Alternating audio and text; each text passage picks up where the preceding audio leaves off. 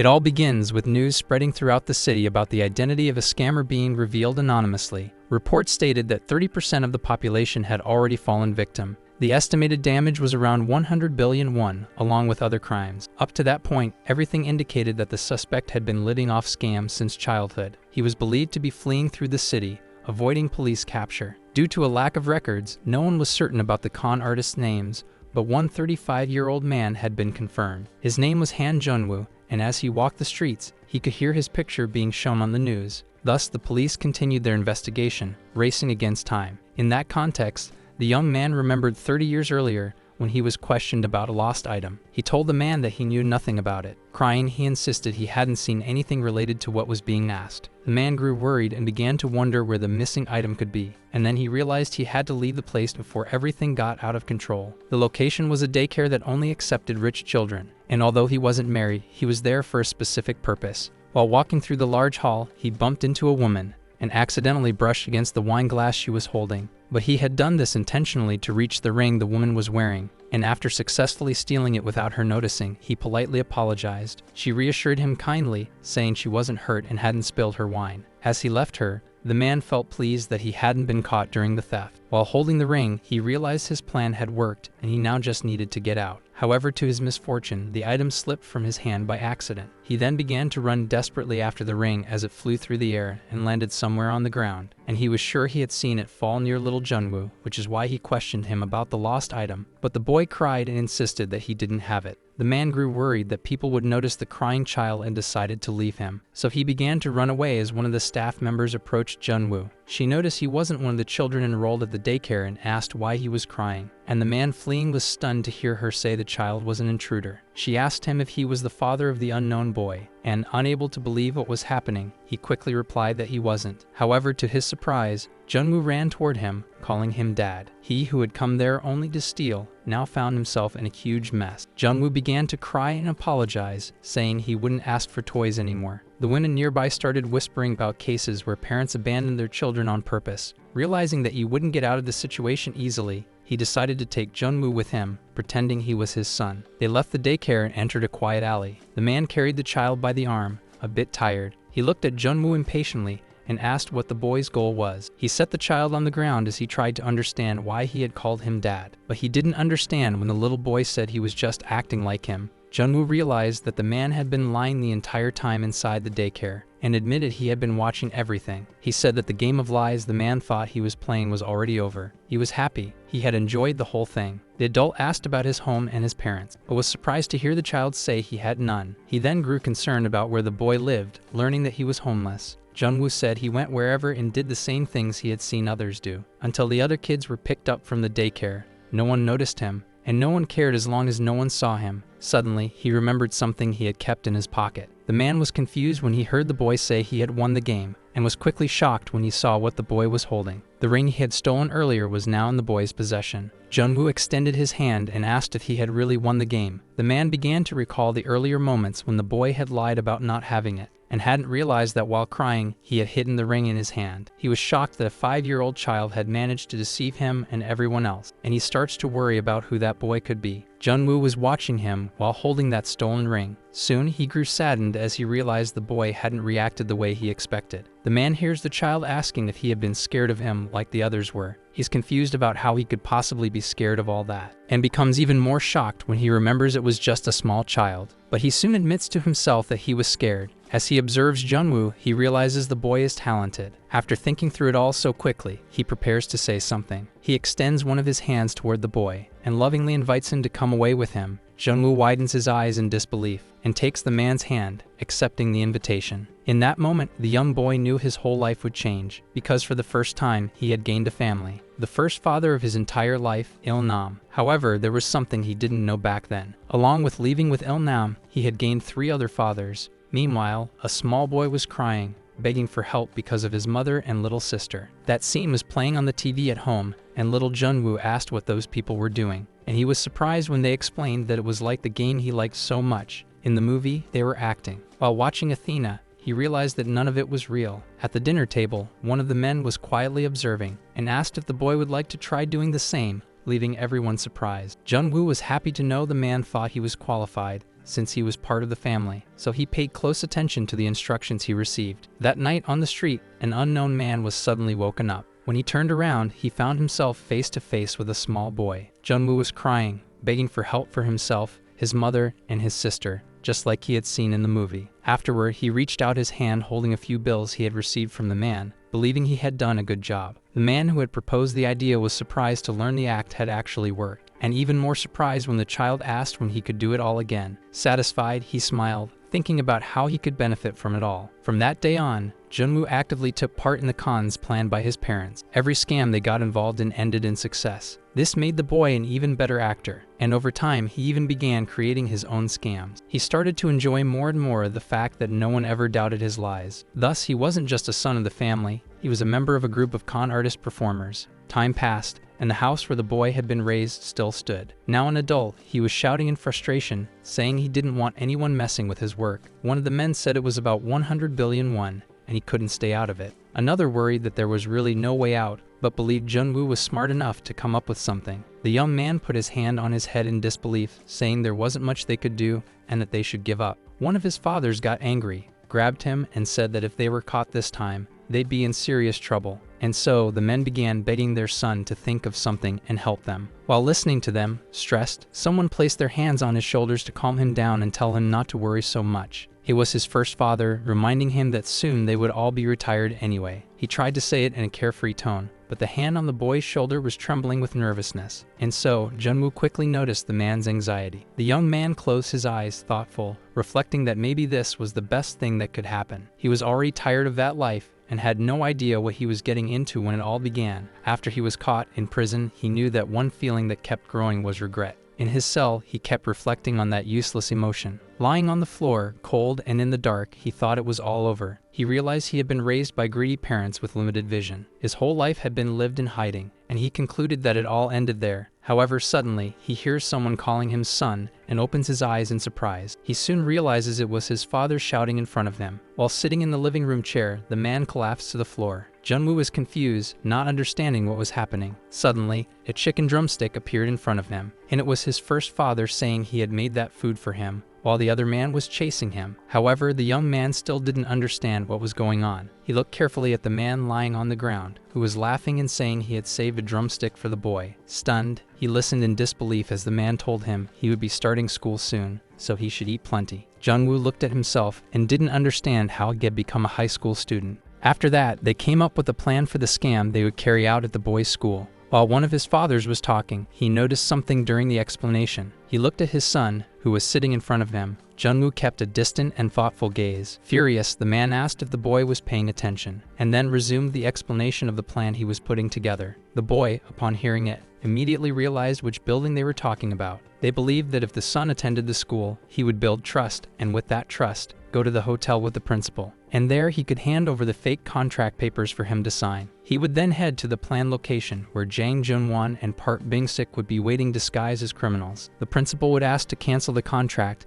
not wanting anyone to think he was involved with criminals. So the men listened as Jungwoo concluded that, at the end of the plan, they would demand money from the principal as a cancellation fee. The boy said that since he had no role in the plan, he would leave first. The men then began to discuss whether the boy was going through puberty, and that when the boy found a target, he became extremely focused on it. One of the men asked what the other was talking about, and whether it was about what happened last time. While they talked, the young boy watched them through the slightly open door, and then closed the door, leaving the place. Days later, the boy went to the bathroom and turned on the sink faucet. In front of the mirror, he realized that the conversation he had overheard had already happened in the past. Staring at his reflection, he concluded that he had indeed returned to the past. He had lived 35 years of his life, and now he was a student again, and this would be an opportunity to not repeat the same life again. As he reflected on this, one of his fathers opened the bathroom door, calling for him. He handed him a paper, saying it was the case they had been dealing with the previous week, and realized that now he had an important role in the entire plan,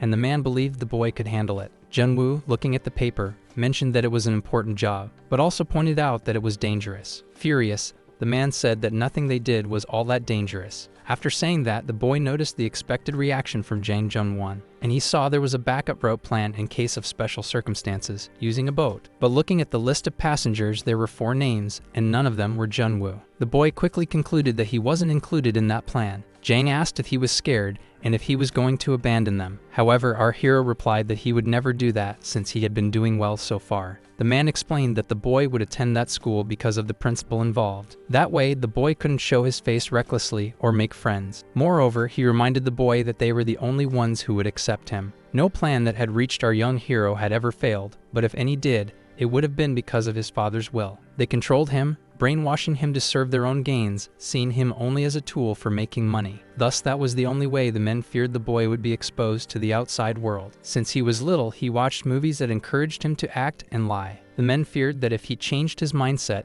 he might run away and leave them, but there was still someone who cared about him. And Junwoo didn't understand why he kept repeating so much about the boy changing his life. He tried to convince his first father that he wanted to keep doing that job because he liked it, and the man felt saddened by the boy's resistance to changing his mind. In that memory, the young boy left him, convinced he was making the right choice. But it was all because, at that time, he didn't understand that his father wanted to protect him. At another moment, his father said there were other paths the boy could follow, like working in an office, for example, or even as an actor. And he quickly becomes pleased with the idea, since his son had always enjoyed acting. Junwoo listened happily, as he had never thought of that idea before. Back home, the man opens the bathroom door calling for the boy. He invites him to eat something with him, and during the meal, the man notices that Junwoo was finally enjoying the taste of anchovies, and is surprised since the boy used to hate them. But as he talks, he realizes the boy is quiet and looking lost, so he asks if there's something his son would like to tell him. At first, the young man showed no reaction,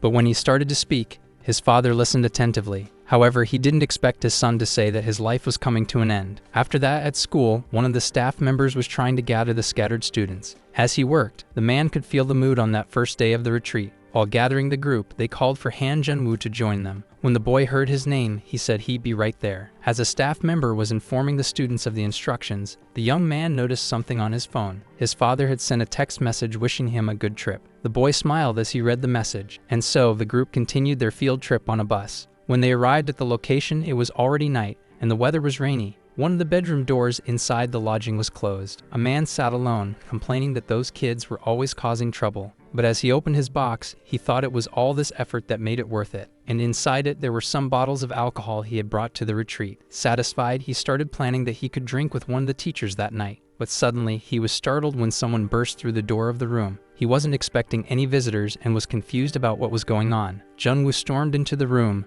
furious. The man became angry at the boy for how he was treating the instructor. Our hero admitted he was sharing a room with noisy teenagers and just wanted to take a nap there. The instructor, confused, started asking for the boy's name and which class he belonged to. However, the man was furious and decided he would punish the boy, grabbing him by the collar of his shirt. The young man, caught in the moment, gritted his teeth in anger, and then extended his arm, slapping the instructor and pushing him away. The man was stunned by the student's boldness. Still angry, Junwoo said he doubted the staff member would actually call his supervising teacher like he had threatened. However, while the boy was speaking, the open collar of his shirt revealed a mark on his neck, and so the young man quickly realized his body was exposed. The instructor, upon noticing the boy's tattoo, started questioning who at that age would have something like that, and whether his family was involved in crime. But seeing the man's concern, Junwoo decided to stay calm about the situation. He chose to downplay everything and challenged the instructor once more to call his supervising teacher. However, the staff member had no information about that student, but he decided he would call someone responsible as soon as possible and rushed out of the room.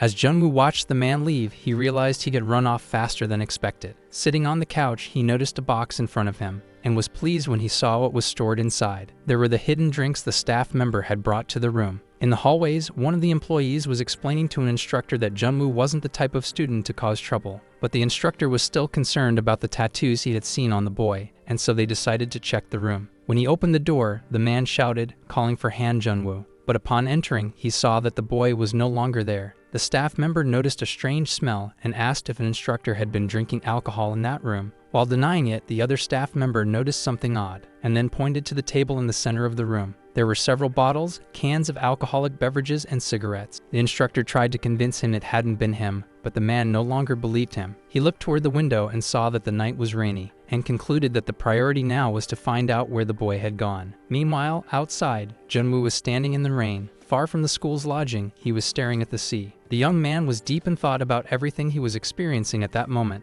There he realized that yet another one of his little role-playing games had come to an end, and he reflected on thinking he would feel reborn after the small chaos he had caused. Stepping near the edge of the cliff, he realized that all of it had been nothing but lies, and in the end, he just felt strange. Until that moment, he believed he was living as if he were in a movie, but looking back, he was just a criminal. And pouring out the last drops of liquor from the bottle, he decided that today would be the end of his life. He closed his eyes and felt the rain touch his body, accepting that it was the perfect day for it all to be over. However, he heard someone from afar shouting that they had found him. In the rain, a few staff members began to question what he was doing there. He turned silently, looking at the men who had come searching for him, and so the staff began to shout, telling him to step away from that dangerous place. Then, near the edge of the cliff, he decided that everything had been enough, and it was time to end it all. He took a step back, placing his foot on the edge of the cliff. He opened his arms, ready to throw himself. Meanwhile, all the men began running toward him to save him. He leaned his body backward, throwing himself off the great cliff, saying goodbye to the life he no longer wanted. And as he fell, it felt like the movie of his life was unraveling too. After all that chaos, on a sunny day inside one of the city's buildings, some people were talking. Two men were discussing a performance that was supposed to begin in about 5 hours. They began to consider the possibility of refund claims and compensation for tickets, since the person who was supposed to perform hadn't shown up. Patiently, one of the men ordered the other to send individual apology letters to the ticket buyers. The man grew furious upon hearing that, as trust was something crucial in business. He was Jew Mansik, and he had been a member of the National Assembly about 5 years ago. Because of that, many tried to take advantage of him, and he ended up betrayed by those he trusted most. While fighting for power, he chose to stay silent, and all that remained were manipulated scandals and abandonment. So the best thing to do was leave the political scene. And that's how he decided to start his own business. And that's how he began managing a small theater. 5 years had passed, and at first, everything was fine. And even though it was just a small theater, it attracted quite a bit of attention. And being a small theater, his strategy of recruiting unknown actors instead of famous ones worked well. He knew very well that what would attract the audience was the name of a famous actor. However, what truly maintained the quality of the show wasn't fame. What mattered was how well they could portray their roles, and how deeply they could move the audience. That's why he had focused on turning actors into big names. And so, the theater became a place to discover new talent, but it didn't last very long. These young actors had their dreams set on Seoul, not on that place. And as soon as they started there, once they gained some notoriety, they went off looking for other theater companies. This was the third time it had happened. Dissatisfied, Mansik walked through the halls, questioning whether the problem was himself or the world. But then he was surprised to hear voices coming from behind a closed door. He thought he must have left a film playing when he exited the room, and so he opened the door to check. However, he was surprised by the presence of a young man sitting in one of the theater's seats. He quickly recognized the high school student who had shown up there before, and observing him, he noticed that his clothes didn't match the age he appeared to be. But every time he finished watching a film at the theater, he left a few bills behind. And the boy was possibly the theater's most regular customer. After observing the boy, he asked what his name was, but the young man said he didn't have one, which left the man confused as he didn't understand why the boy wouldn't want to tell him his name. After hearing that he looked like a high school student, the boy admitted he was 17, but that he didn't attend school. As he left the room, he apologized and said he thought there wouldn't be any problem in staying there to watch. So Mansik continued talking to the boy, trying to get more information. And suddenly, the boy remembered something and stopped for a moment. He turned to the theater owner with a few bills in his hands. He extends some bills as payment for watching at the theater once again. However, the man becomes furious, since he hadn't asked for any money. But he quickly grabs the boy's arm upon noticing something. He looks at the boy's wrist, which appeared to be injured. The boy, unconcerned, says he's fine and will deal with it once he gets home. But Mansik isn't satisfied with his answer and keeps staring at the boy's wounds. And the boy is left speechless by the situation. Then he pulls his arm back and says he's about to leave. However, Mansik quickly steps in and asks if he was only interested in watching. He tells him there were scripts and recordings on site too. But he soon realizes he's speaking in a jumbled way and starts to feel a little foolish. The boy stares at him, not understanding what he's talking about. So Mansik invites him to stay a bit longer, get proper treatment, and then he can leave. After hearing this, the boy is surprised by the invitation. Then they leave the place and go talk at a diner in the city. While the boy eats, the man admits he didn't expect him to accept the invitation to talk. Sitting at the table, Mansik admits he doesn't understand why the boy subjects himself to the kind of work he does. Observing him, he notices the boy is young and good-looking, and there were better things he could be doing. While listening, the boy senses something different in the conversation. Then Mansik holds some papers in his hand that he wants to show the boy. There were a few words written on the pages, and he soon tells the boy it was a new script he had received. Noticing the boy's curiosity, he hands over the pages. The boy begins flipping through them, analyzing what the script was about. He starts reading one of the scenes written, and on another page, he reads through some of the scene's lines. Mansik is pleased as he watches the boy, and while Jungwoo reads, he waits for the young man to say something. But the boy reads the pages slowly, and this already makes Mansik impatient. When he can't take the waiting anymore, he quickly snatches the script out of the boy's hands. He says that since it's a brand new piece, he couldn't let him read the whole thing. And again, he stares at Jungwoo, expecting a reaction. But earlier, while the boy was reading, he had noticed how serious he looked. And now that he no longer had the script in his hands, he says he had read a few pages quite well. Mansik is surprised that this was the only reaction the boy showed, and soon becomes furious, realizing the boy didn't seem very enthusiastic about a project he'd worked so hard on. So he asks if the boy really wasn't interested in the story. Jungwoo admits that it wasn't that he believed the script didn't suit that theater. Upon hearing that, the man is confused about what he means. Jungwoo explains that in the first few lines he read, the characters were talking under umbrellas next to the stage, and he starts describing the scene he had read, leaving Mansik surprised by his talent. As Jungwoo spoke, he realized the boy had memorized the lines from the script in just 1 minute. Mansik watched in disbelief as the boy ate, and then asked how the play should happen, according to the boy's opinion. Jungwoo explains that the characters met the way it was written in the script, and he agrees with that. The boy says the stage was too small for the characters to walk and talk in that scene, so Jungwoo suggests a few changes to make the scene more effective, and he believed this would make the new scenes leave the audience even more curious about the story. While eating, he wrapped up his suggestion with the dramatic entrance of the script's main character. Mansik listened without knowing what to say, impressed by the boy's talent and imagination. Jungwoo, not thinking too much of his own suggestions, continued eating calmly. But the man spread the pages out in front of him and asked him to keep going. He quickly explains that he wanted the boy to do the same with the other parts of the script. Jungwoo starts reading the story again and calmly flips through the pages. Meanwhile, Mansik waits eagerly for the ideas he'll hear, and soon after, Jungwoo starts analyzing character positions, movements, and audience perspectives. He also considers lighting, color tones, and temperature hues. In addition, he suggests a few seconds of breathing pauses between each line, and he believed those were things that didn't require someone to be a professional to assess. So Mansik is impressed to realize that all it took was a single comment from the boy to help him adjust his script. When he finished, the young man returned the papers, placing them back on the table. In disbelief, he asked when the boy had started studying stage directing and schooling, and upon noticing Ju's enthusiasm, the young man regretfully said that he didn't work in that field. The man was even more impressed when he heard the boy admit that he had seen his first play only recently. He also admitted that his real desire was to watch a movie, but there were no cinemas in that city. Mansik felt his body tremble when he realized the first time he had seen that boy was 3 weeks ago, which meant he had learned all of that in just a few days. However, a theater play didn't involve just acting, as most people tend to think. In practice, the reality is very different. It's an art created by several specialists, like writers, music, lighting, and directing. But at that moment, that young man, just by reading the script, had understood all of that on his own. On top of that, he had only been watching plays for 3 weeks, and as he watched the boy, he still couldn't believe that in such a short time, he was capable of writing his own scenes. Ju, convinced by all of this, made a decision based on what he had witnessed. He admitted to the boy that he wanted him to do the same job, but this time with acting. Jungwoo became thoughtful and quickly explained that he couldn't because he didn't know the actors. The man, upon hearing that,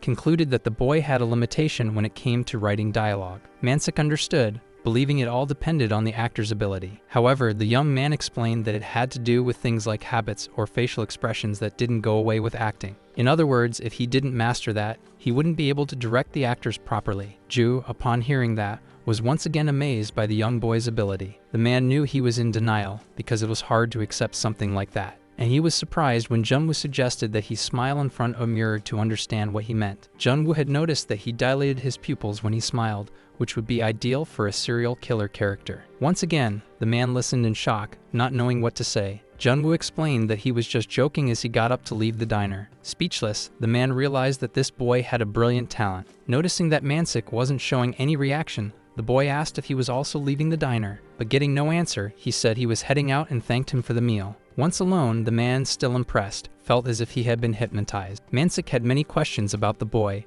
but settled on believing that he would find him again the next day. But the next morning, Jungwoo had gone to the place where he worked in construction. He was there to demand his payment. He reminded his bosses that they had promised his overdue payment of 587,000 won. The boy's demand made the men furious, and they made it clear that he would never see that money. Still, in a friendly tone, Jungwoo asked once more if that was really the case. Convinced, he accepted the harsh reality that he wouldn't be paid for his work. Jungwoo had tried to let it go at first to avoid conflict. His bosses used the excuse that times were tough and that this sort of thing happened with other workers too. However, they knew nothing about the boy, only that he was young and had no parents. But Jungwoo knew they were also skimming money from other workers. Still, despite everything, the young man now wondered where he would find another job. And suddenly, while they were talking, they were interrupted by Mansik bursting in through the door. But before all that morning, Mansik had been waiting for Jungwoo, sitting in one of the theater chairs. Growing impatient, he realized the boy was already late in showing up. While talking to one of his employees, he mentioned that the boy didn't attend school and worked in construction.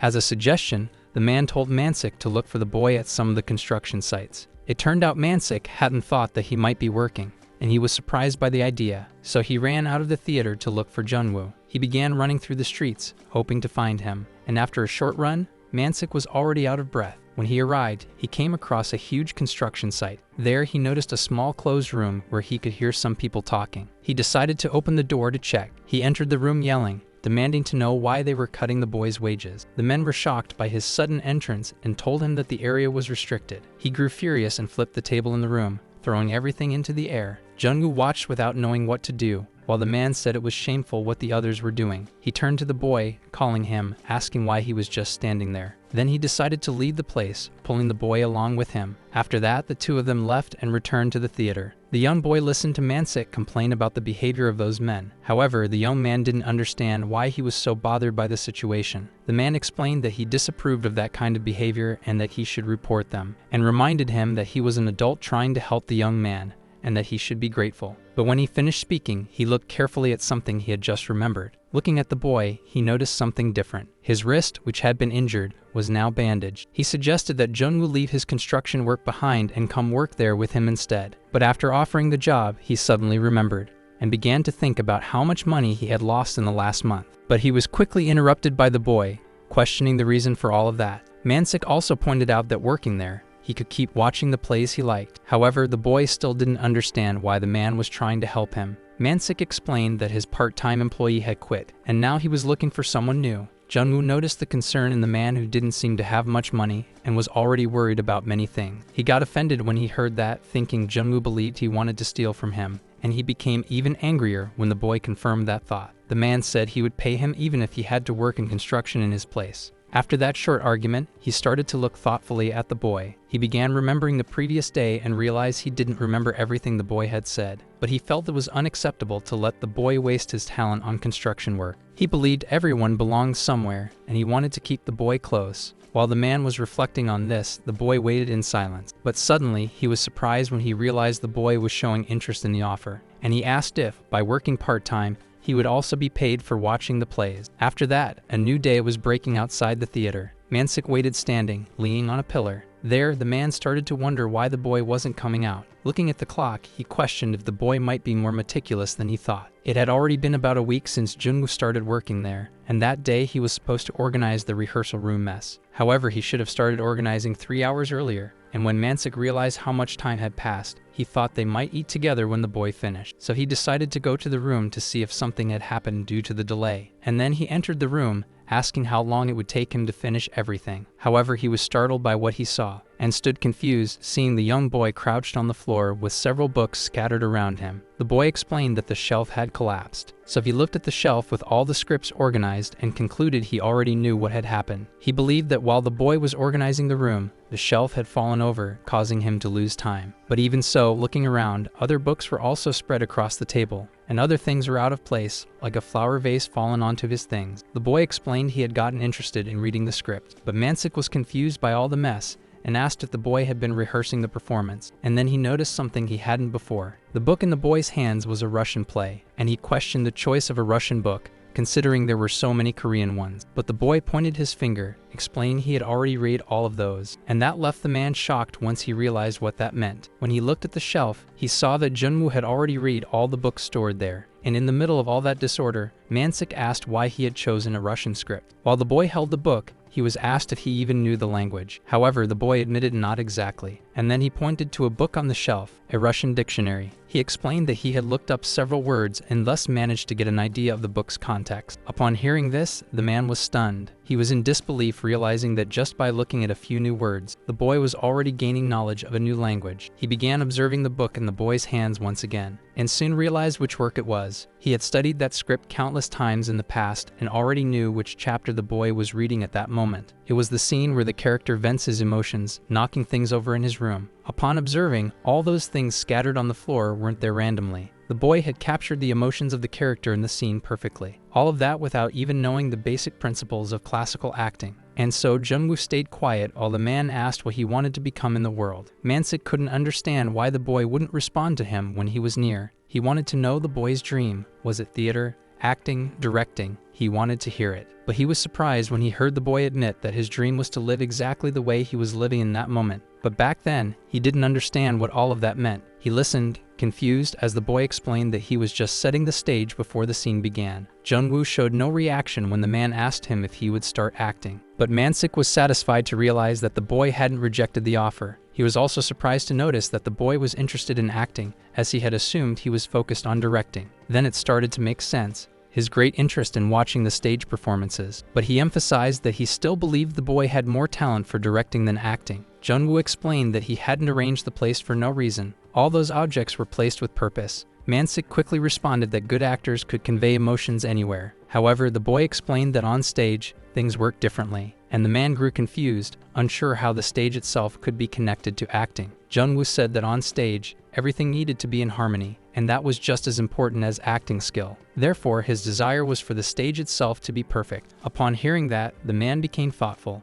Meanwhile, the young boy observed him, waiting for a response. Then he decided to demonstrate right there. He lightly touched the table with his hand. Bent over, he focused to begin rehearsing the role. And Mansik stood still, watching what the boy was about to do. Jungwoo placed a hand on his head and began his performance. And from the very first expressions the boy made, the man was already stunned by his talent. From the very first moment, his expression was that of someone with nowhere to go and nothing left to lose. He wasn't just reciting lines, he had become an entirely different person. Even the whites of his eyes were red now from burst blood vessels. He began to wonder if it was really possible for someone to enter a character that deeply in such a short time. He began questioning the purpose of all those objects. While acting, the boy slammed the table with force. He stretched out his arms, leaning his bent body on the table. And as he stepped back, a clock lay on the floor, and then he stepped on the object, and as it shifted under his weight, he flinched. It threw him off balance. Mansik, watching the scene, realized that all the objects around him had made him stumble. But observing carefully, he realized it was all part of the performance. The boy, losing balance, reached out and grabbed onto a chair. He stood up,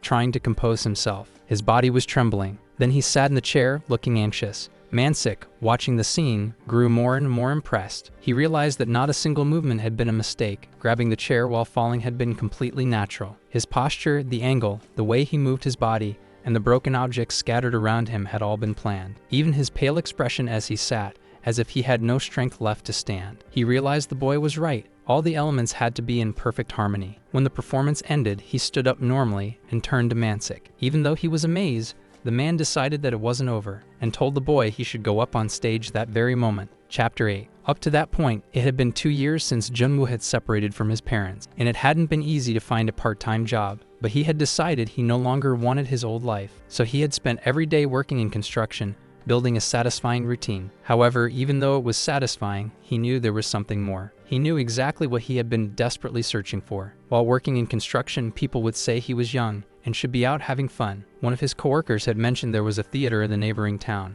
and the boy was surprised to hear the man suggest he should check it out. Jungwoo grew thoughtful about it and started to reflect. Then one day, he decided to go and stepped into the place for the first time. There he came across people acting on stage, and he realized it wasn't a movie, but a play. And the moment he entered the theater, he noticed a single man sitting in the audience. This man was watching the play attentively. However, that wasn't what really mattered. What truly mattered was his disappointment that it wasn't a film. And there, for the first time, he felt overwhelmed. The energy of the actors performing on stage, far from the cameras, hit him differently. And for a moment he felt a strong urge to be on that stage. From that day forward, every time his work ended, he would go to the theater. In that place, his body moved before his thoughts. That's why he kept coming back again and again. And there, one of the staff members asked the boy for his name while he was sitting in the audience. The man insisted on asking questions about the boy. After that, he invited him to talk more. At first, he found the man a little annoying, but he knew he wasn't a bad person. This same man had taken him away from construction work,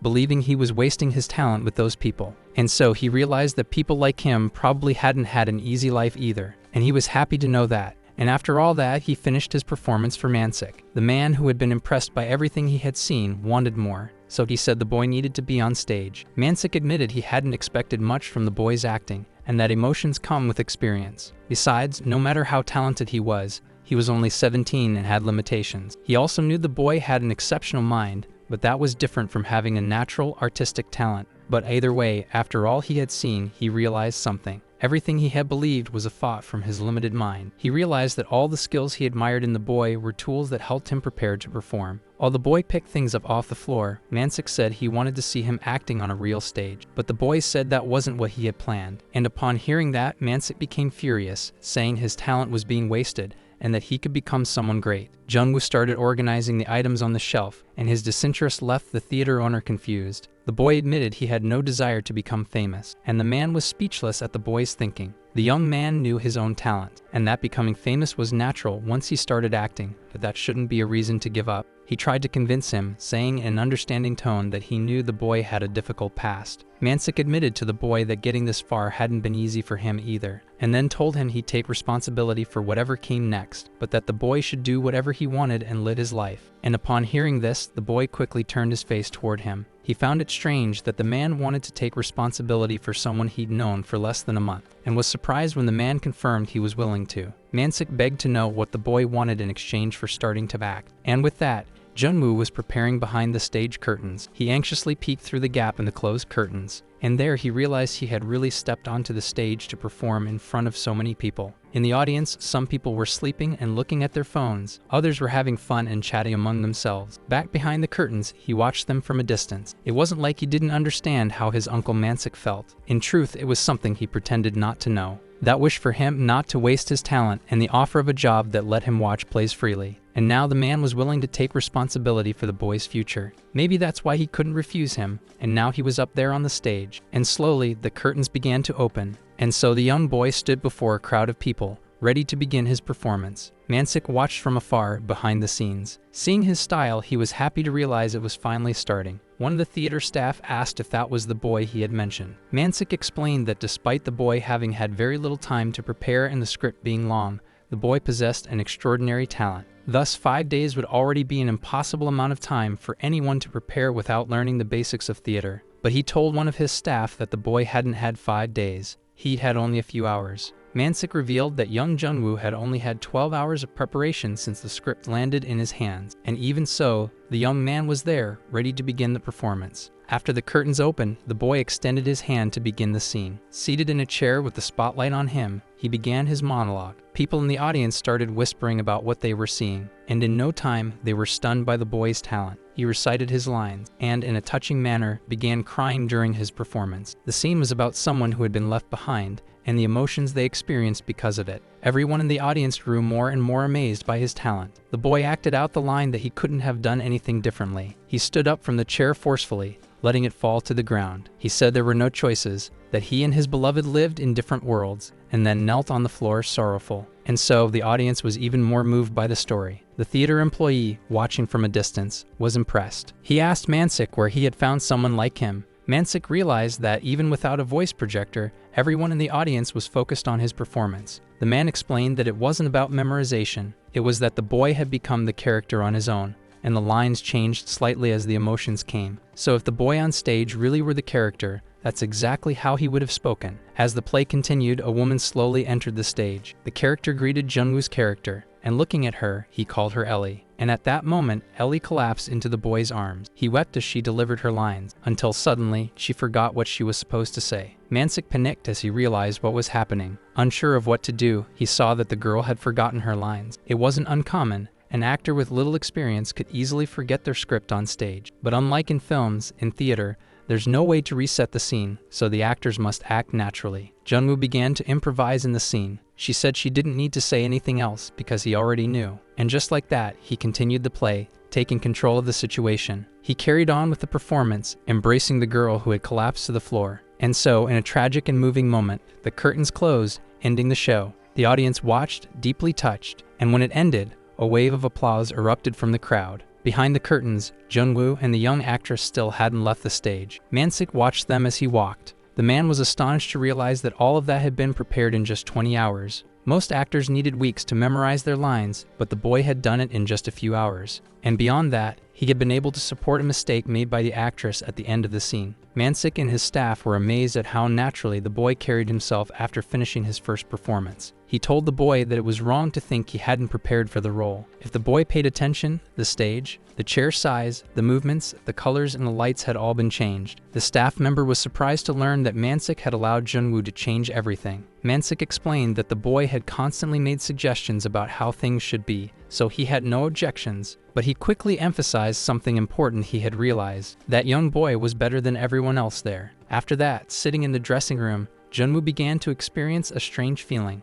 that hadn't been his first time acting. In his past life, he had played countless roles while pulling off scam. That's why he knew he had talent. But this time, he was feeling something different. All those people with their eyes fixed on him. The audience cried with deep emotion. Just like everyone else was moved, it felt like everyone, including him, had stepped into another world for a moment. He was living in an unfamiliar way in this second life, ready to end it all, and he had even thrown away his own name. He believed he could live like that, but could he really do the same? Suddenly, someone forcefully opens the door, making a loud noise. Mansik rushes into the dressing room, heading toward the young actors. The girl apologizes for the mistake she made, but the man ignores her and walks past. He reaches out his hand and places it on Jungwoo's shoulder, and he looks pleased with how the boy had performed on stage. He starts shaking the boy, asking why he wasn't reviewing his script in the dressing room. The boy admits he didn't want to be tied to the line. However, Mansik thought it was just another one of the boy's cryptic ideas. So he begins to reflect, recalling he had heard that somewhere before, that true preparation meant carrying the character within you.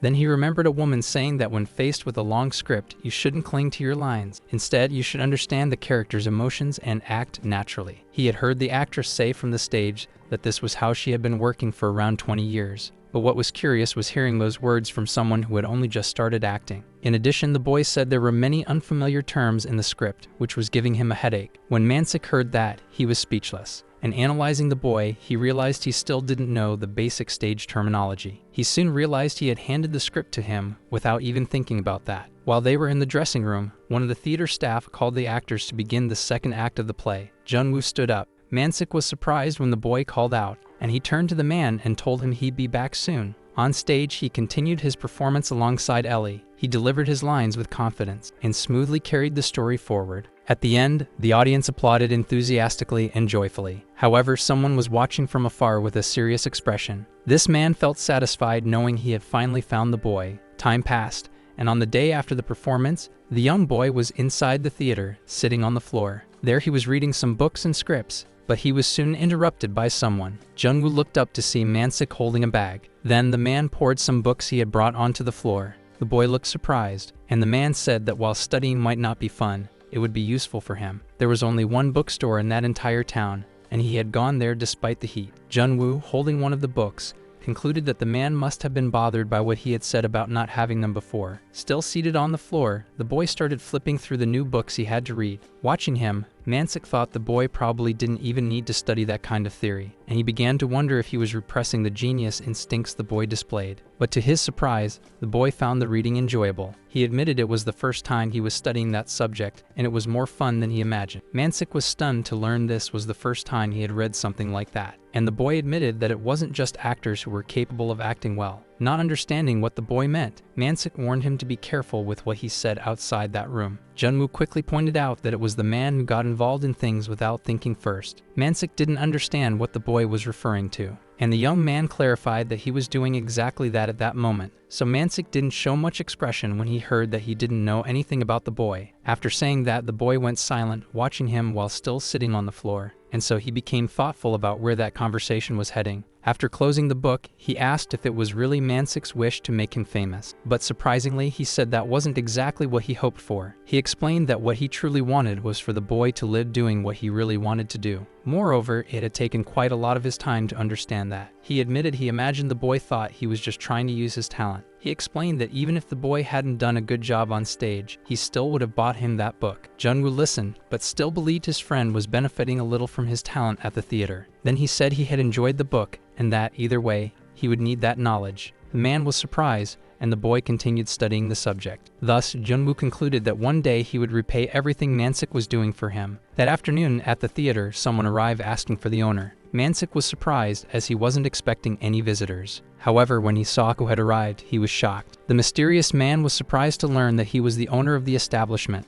And so, as Mansik observed him, he began to question what he was looking for in a place like that. The mysterious man quickly realized that Mansik was responsible for the success of the place. It was the company NK Entertainment, famous for discovering new Korean actors for films that had become major hits. This was Choi Jae-min, director of the entertainment company. The man admitted he was there because he had attended the performance the day before and had become interested. When he revealed that he was looking for the lead actor, Mansik became extremely worried. He began to wonder if the boy had gotten involved in some kind of trouble. The man revealed that he was there to make an offer, regretting not having announced his visit in advance. He had arrived a bit rushed, since it had been a long time since he felt what he saw. When he watched the boy, it felt like he had discovered a new talent. Moreover, he admitted that this wouldn't be just a typical actor hiring, since it had become difficult to find young actors with such maturity for his project. But that boy had performed as if he were already in his 30s without the slightest hesitation. As he watched him, he realized the boy had gone even beyond that. Choi admitted that the offer was serious, and he was impressed to discover that a talent like that was hidden away in a place like this small theater. Mansik admitted that the boy's ability was much more than just impressive. However, Choi was caught off guard when the man asked if there was a true plan for the boy. Mansik explained that he knew the company did professional casting, and he was interested in knowing whether they were willing to provide the basics that an actor would need for the boy, such as education, invitations to major events, training, and projects. However, Choi was stunned to hear that the man was asking whether he was truly offering such an opportunity for free. But Mansik made it clear that after seeing the young boy's performance, all of those requests were perfectly reasonable. Upon analyzing the offer, the man said he would review it, though it wasn't something he could decide alone. Mansik realized that based on the man's excitement, he didn't fully grasp the boy's true potential. But suddenly, he was surprised by something. The man handed him a business card and admitted he had come to offer a place where the boy could truly grow. And he added that since Mansik cared about him, he hoped he would consider what was best for Jungwoo. And so, as they said goodbye, the theater owner said he would think it over and get in touch. Meanwhile, inside the theater, the young boy was lying on the floor, surrounded by several books. As he thought, he came to the conclusion that there wasn't much he could do, since he didn't have money at the moment. However, he wasn't someone obsessed with money, but it did limit him a bit. He took a deep breath as he sat and thought. Mansik watched through the crack in the door, wondering if the boy was really feeling bored. The young man quickly noticed someone approaching. His friend admitted that he had come to check if he was really studying and wanted to ask a few questions. But when he looked at the books, he was instantly shocked. When he picked up one of the scripts, he realized the boy had done something on his own, and he was impressed to see that the boy had translated one of the scripts. So he decided to read that Road of Dreams while joining the boy, and he was pleased as they talked. However, he was quickly surprised again. He was stunned to see the new translations the boy had done in that language, and he stood up suddenly. Jungwoo watched him, confused, not understanding what was happening. His friend suddenly began running out of the room, saying his stomach wasn't feeling well anymore. As he left, he slammed the door hard, making a loud noise. Outside, he stood still, reflecting on what had just happened. He began to wonder just how much more the boy would continue to surprise him. He was happy, because he had always dreamed of this, but didn't understand how someone could improve so much at acting. He knew he had failed many times in his life, but he had never felt so uncertain. He no longer knew how he could guide the boy with his own limited experience. While they were studying together, Jungwoo asked him to teach the parts he didn't understand. And when he analyzed the book they were studying, he became concerned. But he was quickly relieved and grateful to realize that he could, in fact, teach that topic. It was about the theory of the fourth wall, an imaginary wall between the stage and the audience. He explains that it's when the actor interacts directly with the audience. The young man listened attentively, learning that it was a form of entertainment in theater, and so he asked his friend to explain another topic. Mansik was pleased to say that the next one wasn't difficult either. Time passed, and he was now attending his theater classes. Inside the building, someone entered the office. A stack of books was slammed down hard on the table. Seated, Mansik held in his hands a red-covered book. It contained theater topics he didn't fully understand. He looked satisfied, thinking he never imagined he'd revisit that notebook at his age. Then he began studying the first lessons he had encountered in the world of theater. Something he once loved to study had become a passion that only lasted a short while. He understood that with natural talent, refinement, and passion combined, someone's growth could be unimaginable. However, that boy didn't need theoretical books. He already had a professional level, so he decided to walk around the theater to check something. He watched the young boy. He knew he could memorize scripts perfectly with ease. He could absorb emotions, the habits of characters, and understand lighting and scene angles, so he knew that this was a true artistic level. Jungwoo had already rewritten dialogue by capturing only the character's emotions. While analyzing the boy from afar on stage, he came to a conclusion. He held the card that Choi had given him and thought that it might be a good option, so he decided to call Choi Jaemin and invited him for a face-to-face meeting to discuss important matters. After that, the men went to a diner in the city. Jungwoo calmly sipped his drink, and Mansik waited patiently. As he watched, he wondered what more he could do. He convinced himself that he had made the right decision. They would discuss the offer and propose terms. So while on the phone with Choi, he explained that they would go over everything together with the boy. Choi explained that he also wanted him to see Jungwoo acting with one of his scripts, and asked them not to feel too impressed, as watching actors perform was part of the process. During the call, Choi concluded that a good offer from the company would not be rejected by the boy, so Mansik started to reflect thoughtfully on the boy's behavior up to that point. When he had explained all of it to Jungwoo, he questioned how he could change his mind and persuade him.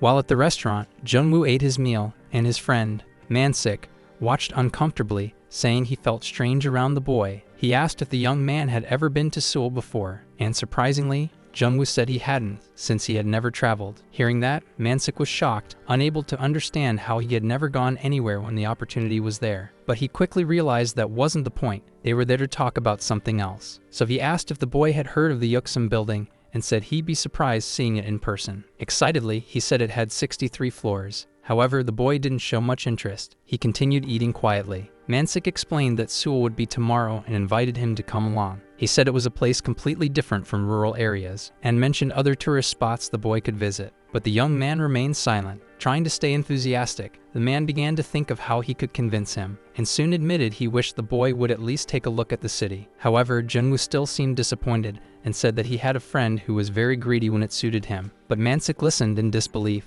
and he began to wonder if the boy already knew everything. He questioned whether he had overheard the phone conversation or if Choi had already contacted him earlier. Then he concluded that he probably should have discussed the matter with the boy beforehand. But before he could say anything, Jungwoo showed interest in going to Seoul the next day, so he became curious whether the boy wanted to visit any specific place there. And he began to reflect, admitting that he didn't want to take him because he thought he needed professional training, but because that company could offer him much more than that. So Jungwoo listened to him admit that even though he didn't know him very well, he knew they could help him. He believed the boy needed to meet people on his level, and that his theater was only a temporary stop for someone like him. If Jungwoo didn't evolve, he would become stuck in that stage of acting. After hearing the explanation, Jungwoo became interested in finding out where the place was located, and his new friend explained that it was the company NK Entertainment, but the young man didn't show much emotion. Impatient, the man no longer knew how to convince him. He then decided to ask if he was going, but received no response. So he began talking about NK Entertainment as they headed to the location. He asked if it was the production studio he'd seen on TV,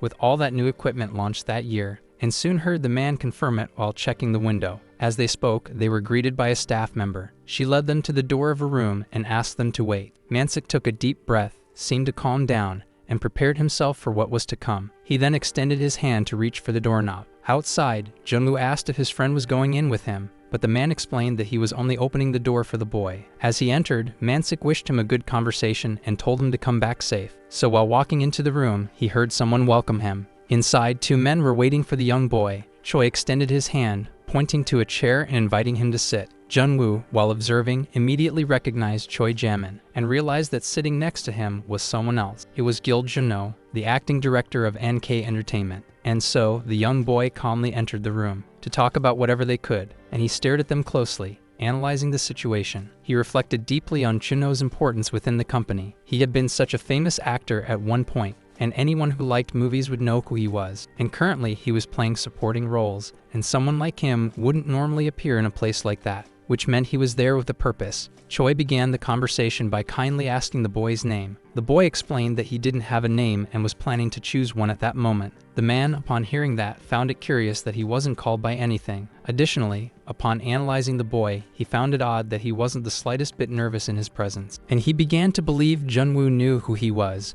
considering that he lived in a small town. Choi suggested they get to know each other gradually and explained that he had been impressed when he saw the boy's performance at the theater. During the conversation, the young boy explained that he had started acting 2 weeks before that performance, and he admitted that it had been his first time doing that kind of work. Choi was stunned by what he was hearing from the boy, and as he processed what he said, he wondered if it was true. He placed a book on the table and explained that he was planning to bring the boy into his company. And so, Junwoo held the book in his hands. It was called Miraculous Change. He remembered seeing it in his past life, a story about a high school student and a teacher who had switched bodies. While he read the script he'd been given, Choi watched him silently. He then admitted that he was interested in seeing the young man act, even for just a moment. Upon hearing that, Junwoo turned his head and looked back. When he looked toward the door, he noticed someone was there trying to listen in. Outside the room, Mansik was trying hard to eavesdrop but couldn't hear anything. As they talked, Choi asked him to start reading from page 34, and upon hearing that, Juno found the situation rather unexpected. In his entire life, he had seen young actors begging for them to let them act. But to his surprise, that wasn't what was happening now. What shocked Juno the most was that normally Choi would have kicked someone out for acting like that.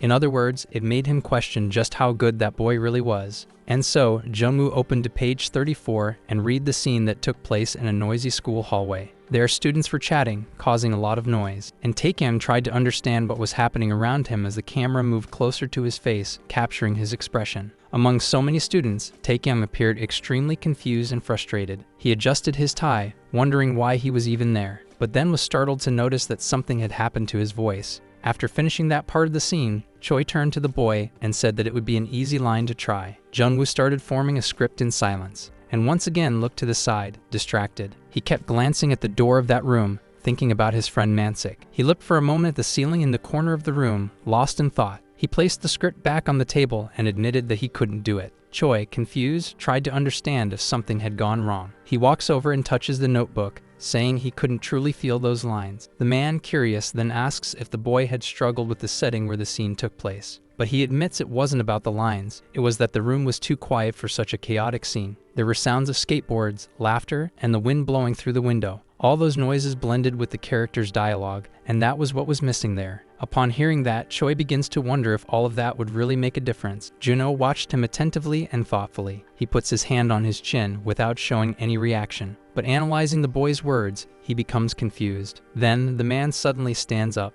startling the others, and grabs the script on the table. He quickly opens it and starts reading. He's briefly startled by what he notices. Choi is surprised by the situation, as he had never seen his friend like that before. He quickly remembers Mansik, wondering if he truly would offer all the resources the boy might need. So he looks back at the boy, reflecting on it. He soon suggests that he give it a try, even if the conditions weren't ideal, considering it was only a simple audition. But upon hearing that it was an audition, the boy is shocked, as he thought he had been invited to perform. Confused, he says he doesn't understand, since he believed he had been invited to come and act. As he paid close attention, he realized that this role required a partner. Meanwhile, Juno continued immersed in the script. He noticed that the featured actor this time was Mr. Guild Juno, and he remembered characters he had played in the past. Realizing that, Junwoo thought the idea he had was rather amusing. So Choi is surprised when he hears the boy ask if there was another script available there. He explains that he thought it would be interesting if he could act together with Jill, and the actor, upon hearing the suggestion, is surprised. He then admits that working together would be better than acting alone. Choi finds the comment interesting and is impressed by the boy's boldness. Looking at him, he concludes that his courage came from his youth, but instead of rejecting the suggestion, he was surprised to see Chuno support the idea. Then he turns to the director and also asks if there was another script, which leaves him even more confused. He looks on in disbelief, realizing that he was actually willing to act alongside that young boy. And confused, he widens his eyes, shocked, and begins to question what his friend had seen in Junwoo that he couldn't. After that, Juno begins his role,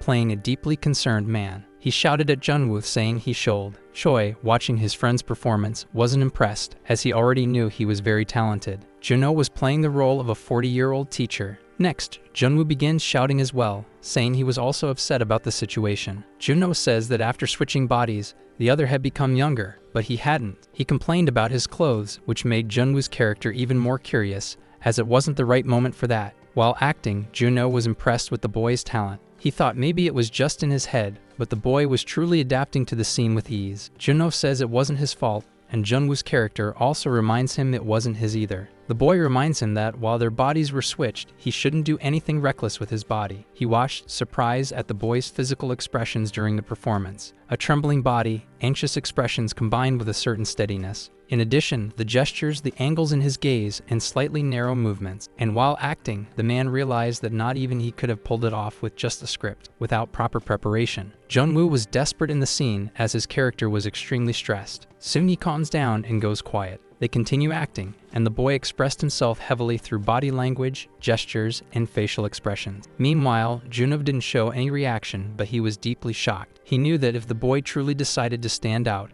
his own performance would be overshadowed. In that moment, he understood that, just as he suspected, the boy had been right about the performance. So he started questioning where that kid had come from and what he was doing there. And suddenly, while still acting, the man said he would stop there. Face to face, they halted the scene. Junwoo concluded that acting with him had been completely different and thanked him for the help. Juno was surprised to hear him say thank you, and quickly concludes that he should be the one saying that. Moreover, he thinks that a young man like that could be even better developed in the right environment. Juno turns to a young man and admits that he had fun too, and says he believes he won't forget that day. Choi is pleased to see the boys interacting and that they had exceeded his expectations. Juno admits it had been so incredible he didn't even know what to say, and explains that now that they had seen the boys' performance, they could talk a bit about the details. And Junwoo admits he had changed a few things that were written. So the man begins commenting on a few moments from the scene they had done together. The boys explain they had adjusted their gaze to better fit the situation, and meanwhile, Choi gets lost in the conversation. But Junwoo is surprised, since Juno should have known that if he truly understood theater. Upon hearing that, the man is completely shocked. After that, Nansik calmly enters the room, but is soon surprised by something he saw. Sitting at the table was Gil Juno, and he hadn't known he'd be there. While he had tried listening through the door, he had heard their performance. But he couldn't believe that the other character had been played by that actor. What he didn't understand was why his expression was so serious in that moment. But before he could say anything, he was surprised when the man asked if he ran a theater. Nansik explains that yes, but it was just a small theater in a countryside town. And he's curious why Juno was so interested in learning about his productions there. And to his surprise, the actor explains that he was interested in performing on his stage. He's in disbelief at realizing he might have the chance to feature Gil Juno in one of his productions. Nansik regretfully explains that he doesn't think he could afford to pay him. And calmly, the man explains that money wasn't an issue. He admits that he had become a bit greedy, but that only made Nansik even more confused when it came to the subject of greed. He admits that if the actor had reached an agreement with Junwoo, there would be no problem, but he's startled when Juno explains that everything was fine, but he was curious about something. He still couldn't believe that such a talented boy had only worked at that theater. The man apologizes if the boy felt offended,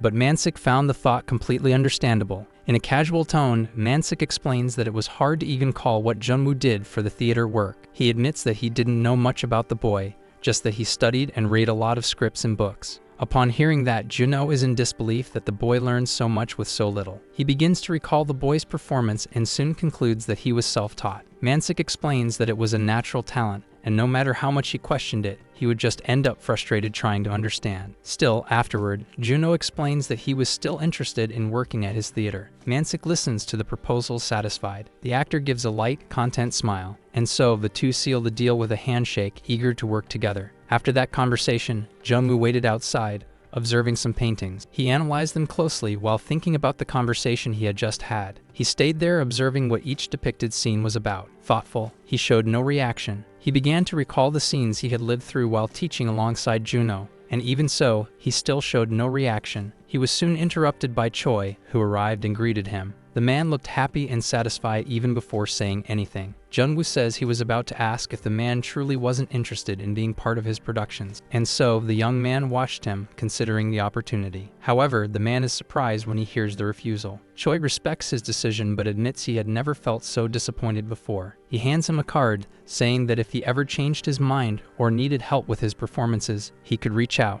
And the conversation ends with the boy agreeing. Afterward, they return to the theater as usual. There, they mess around with some tools. Nansik was tired but had finished what he was working on. He looks at it, satisfied, and concludes that he believed the boy and Juno would be able to work well together on that stage. Soon, it's Junwoo who asks him what he's doing there so early. The boy explains that there was a staff member there, so he didn't understand why Mansik was handling that. Mansik thought the boy's thinking was practical, but he hadn't minded doing it himself. Jungwoo listened to his friend say that maybe it would be a good idea if the guy stopped pretending a little and just had some fun. And without saying anything, he watched as he walked down the stairs. I went down, grabbed the ladder leaning against the wall, and put it away. The young man, upon looking at the place, was surprised. Mansik admitted that he had adjusted the entire setting just as the guy had recommended. He fixed every detail, and that had truly impressed him. Jungwoo honestly didn't believe that small details could make such a difference. At that moment, the young man realized he had never noticed his friend had studied theater for many years. And right then, he saw that Mansik had high expectations for the performance they would deliver. He then admitted that the setup had indeed turned out much better. It was then that he decided to try something. Mansik admitted that maybe it was to try fixing what still needed work afterward, and he quickly turned around. He pointed out that he was still curious about something. He admitted that, no matter how hard he tried to understand, he couldn't figure out why the guy had turned down NK Entertainment's offer. However, Jungwoo chose not to answer. His friend said that if he had accepted, he would have had the chance to write and work on famous scripts. Mansik admitted he had never truly understood the boy before, but he was genuinely curious about that. Yet again, the young man simply didn't answer, and suddenly he said he simply didn't remember. Mansik pushed him to answer and asked if maybe he had done it for him, but the boy ignored him and invited him to go grab a snack, so they left the theater while chatting. After that, when they returned to the place, a door was wide open, and people were talking inside. Mansik looked over discreetly, curious to know what it was about. Inside, he saw Chuno writing something down and wondered what the actor was looking for there. In that room, he was having a quick talk with Jungwoo. Without realizing it, he figured out what it was about and quickly concluded they might be rehearsing a bit together. Later on, at another moment, Mansik walked through the theater right after waking up. That was when he came across Juno, who had been coming there every morning to practice, but he still thought that behavior was suspicious. Instead of focusing on his acting, the actor always seemed more interested in discussing acting with Jungwoo. Then he overheard someone ask why Juno just wouldn't leave. Mansik admitted to a guy that he still didn't know the reason, so he watched thoughtfully. Sitting on a bench, the actor seemed somewhat confused and impatient. Noticing that, the man asked the boy if he always acted like that. He believed Chuno always had a weird vibe whenever he practiced with the guy. Mansik admitted that even so, Juno turned out to be more friendly than he had expected. Suddenly, the man stood up, interrupting them, holding a notebook in his hands. He walked toward Jungwoo, but the boy walked away before he could say anything. The boy admitted he didn't hear anything else that needed improvement and that the interpretation would remain the same. The actor was surprised to hear that he should figure it out on his own, and was shocked by that. Outside the room, Mansik quietly watched. He concluded that, apparently, some things had changed around there. As the week went by, the preparations for the performance were coming to an end, but there was still one problem. The play's name was The Stalker of the Neighborhoods, but when looking at the show's poster, one thing stood out. One of the characters simply didn't have an actor. So out of the 4 roles that needed to be cast, only 3 had been selected. While using the computer, he thought about it, and there he was reading some posts on the online theater community. Gil Juno had been cast as the detective Anton, and as expected, people were very happy about it. He figured he should feel relieved. However, his concern was still about the fugitive Pavel, and people also noticed that no actor had been selected. So with only a week left before the performance, someone was still missing. In other words, they couldn't perform without announcing the full cast. As he opened the auditorium door, he wondered who would be there that late at night. When he walked in, he was surprised. He stared in disbelief at the room. On stage, Junwoo was finishing setting the scene, leaving it spotless. The boy quickly realized someone had arrived. He was surprised to see his friend there so late, and, concerned, he asked if Mansik didn't like it. Speechless, the man looked around stunned. It was as if he couldn't recognize his own theater. Junwoo explained that, after reading so many theory books, all that knowledge couldn't go to waste. Simple objects had been added to the set, helping to create a better atmosphere. However, Mansik was in disbelief when he realized that the boy had modified what he had already prepared. Nevertheless, the boy explains that he had done much more than just observe the work, and upon hearing that, the man is left speechless. Meanwhile, Mansik kept looking at the boy and the whole scene around him, and he notices something that impresses him. Junwoo was tired from all the work and runs his hand across his forehead, and then fixes his hair. But that small gesture made his friend start thinking, and upon realizing something, he asks if the boy had always been that handsome. That question leaves the boy confused, since in his past life he had always kept his face hidden. The young man had never thought about it, and soon he notices something. Mansik looked extremely. Junwoo realizes that his friend must be thinking deeply about everything that was happening, not because it was a completely different level compared to the last performance, which had fewer than 20 people. and that this time some rumors about him might start to spread one way or another. And thinking about that, he gives a satisfied smile. He realizes he had already come farther than he ever imagined. Worse, reflecting on the past, he gets angry at himself for having repressed all of it for so long. This was his second life, one he had somehow managed to get, but he had no idea how. While reflecting, Mansik interrupts him, asking if he was alright. So Junwoo admits he is, and that he wouldn't cause any trouble for his friend. Upon hearing that, Mansik is shocked. How could he have known about that concern of his? The man admits that, if the boy wanted, there was a way to keep his identity from being revealed. He said this with much regret, as it wasn't what he truly wanted. However, he's surprised when the young man says it didn't matter anymore. Mansik reminds him that the boy would probably appear in the news and interviews circulating the city, but he didn't expect that the boy wouldn't care about that anymore. And soon Junwoo asks him, what could be worse than losing your life? He hadn't expected that reaction from the young man, and is left without knowing what to say. So he tells him to continue as planned, and admits that he would be disappointed if the boy were to disappear like that. And there, in the middle of that whole scene, the boy turns back to observe the stage. But Mansik was still analyzing him, unsure of what to say. His friend says he shouldn't worry only about the stage during the performance. He promises he wouldn't let anything bad happen to the boy because of the show in his theater. Junwoo is pleased to hear those words coming from his friend. After that, the next day begins as usual. Online, people were talking a lot about how the identity of the lead actor had finally been revealed. And now, on the poster, the cast was complete. And there it was, the name Han Junwoo for the role of the fugitive Pavel. Throughout the city, the poster for the performance had been announced. And so, on the day of the show, many people had taken an interest and came to the theater. Behind the curtains, Mansik could hear people commenting on how it had been a long time since Juno had performed on a stage like that. Also, they found it curious that an actor like him was performing in such a small theater. So the man realizes that, as he expected, many would be talking about Juno. And while Juno had been practicing for the show, Mansik had been by his side the whole time. And now, seeing the audience's reaction, he truly realizes that Juno was a very famous actor. However, something else that had caught people's attention was that, despite being small, the theater was very beautiful, and that exceeded the expectations of everyone who hadn't expected much. Upon hearing that, he feels slightly satisfied with the audience. Backstage, there was a script being reviewed while waiting for the actors. There, everyone was preparing for the performance. Meanwhile, Junwoo was looking at himself in the mirror, deep in thought. When his friend arrives, he admits that he felt as though he didn't recognize himself. And when Mansik looks at him, he's also surprised. Junwoo quickly turns his head toward the man. He was all dressed up in a way that was not his usual, ready to begin the show. In the story, 10 years ago, Detective Anton had lost his family and a leg because of a man, and that's when the chase had begun. And besides that, there was also Pavel, a fugitive who had gotten involved in all of it by mistake. In the end, Juno would play the detective, who carried deep anger, and Junwoo would take on the wrongful imprisonment of Pavel. So it was a never-ending chase, full of misunderstandings and surprises until the very end. The truth was hidden, and the characters' psychological issues were the key. So as the performance began, a wooden cane struck the floor with force. It was the detective walking in, using his cane. He said 10 years had already passed. It felt like an eternity. But to him, it hadn't been that long. The audience was already impressed with the little acting they had seen from the performer. Among themselves, they agreed it wasn't something they saw every day. Meanwhile, Mansik watched from afar, wondering if the man's acting was always that good. He found it definitely different and surprising, very good. So Juno continued reciting his lines, bringing the play to life. And in the dark set, finally, Juno's monologue came to an end. He then realized that truly good actors were something else entirely. The audience, so impressed with Juno,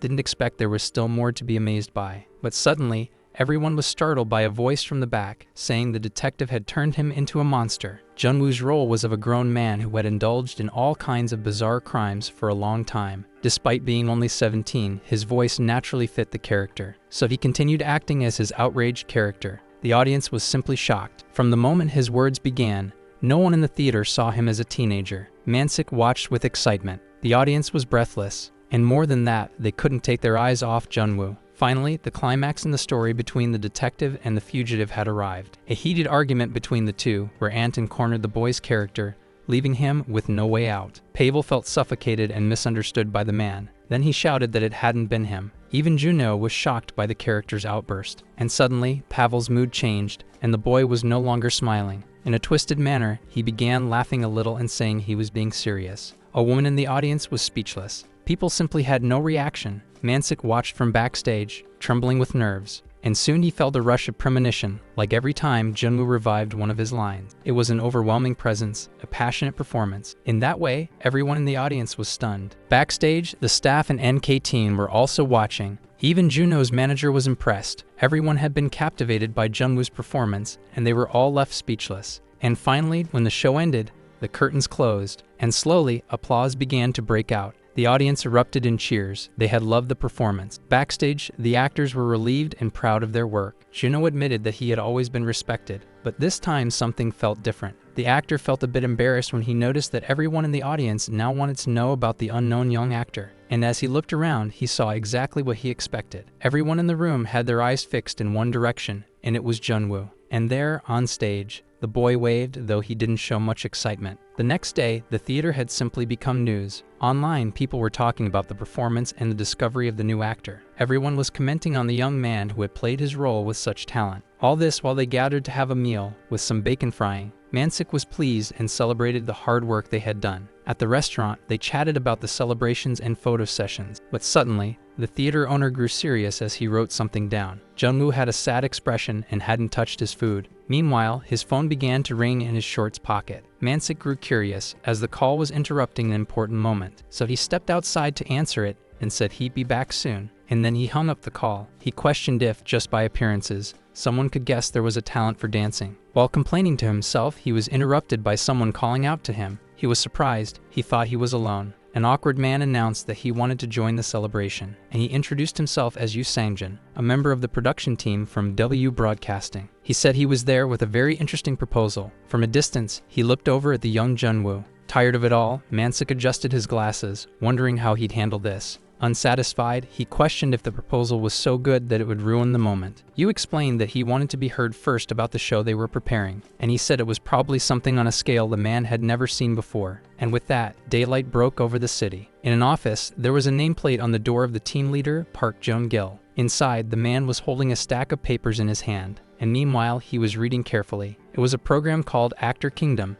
an acting audition show designed to discover national and international talents. There were no eligibility restrictions for the contestants, no limitations on age, gender, nationality, or experience. So before the main show, an audition would be held by the broadcaster, and the selected contestants would advance to the televised stage. The judging criteria would be acting ability, and the show would follow a tournament format. The winner of the competition would land a major leading role in a film directed by Korea's top director. But as he analyzed the program, he questioned what the appeal would be, considering that many people would perform well. However, he suddenly receives a phone call, and he answers the phone casually, not expecting much. But then he's hit with a surprising piece of information. He quickly stands up, saying the president didn't need to worry. He states that it wasn't his first time producing a show like this, and then he whispers something important into the phone. He reveals that the winner would be the president's son, and the man promises to make it happen. Nervously, he agrees, saying the man could trust him completely. At the end of the call, he places the phone back on the receiver and feels a bit relieved. However, he was still slightly anxious.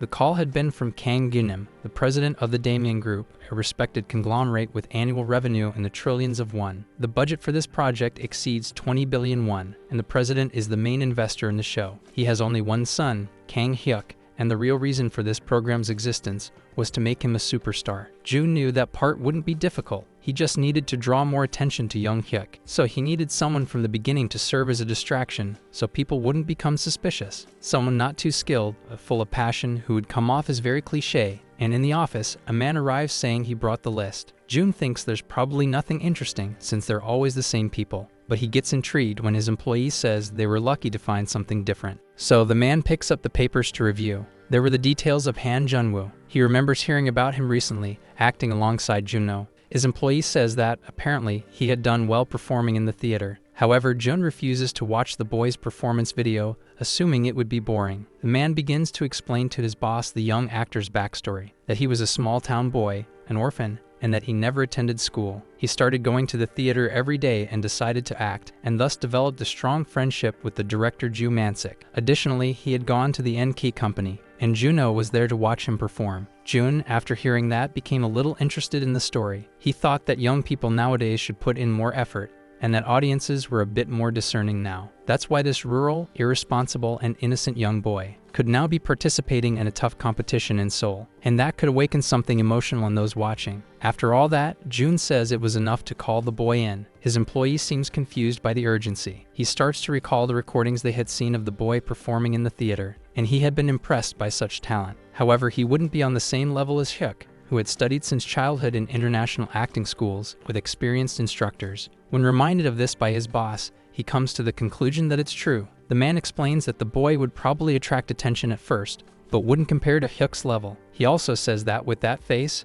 agencies would quickly go after him, so they should recruit him as soon as possible. For that reason, he was now in front of Mansik, explaining his proposal. The theater owner is in disbelief upon realizing they were trying to recruit Junwoo. The man tries to convince him that it wasn't just a typical contract, and reminds him that the whole country would be watching. On top of that, he reminds Mansik that he was one of those who wanted the boy to succeed. But upon hearing that, Mansik is displeased and feels provoked. He wasn't worried about Junwoo being used, since once his identity was revealed, nothing they planned would work. Still, something else continued to bother him. Yu asks who else should be the one to make that decision, and the man revealed that the boy in question was Junwoo himself. Mansik said he would first like to hear more about it and review the contract. However, Yu said that nothing had been confirmed yet, so he couldn't give any definitive explanations. So Mansik listened, somewhat suspicious, thinking that if it were just a simple promotional offer, there wouldn't be a problem. But due to the nature of some audition programs, the show often revolved around already pre-selected individuals. In other words, even if the boy acted properly,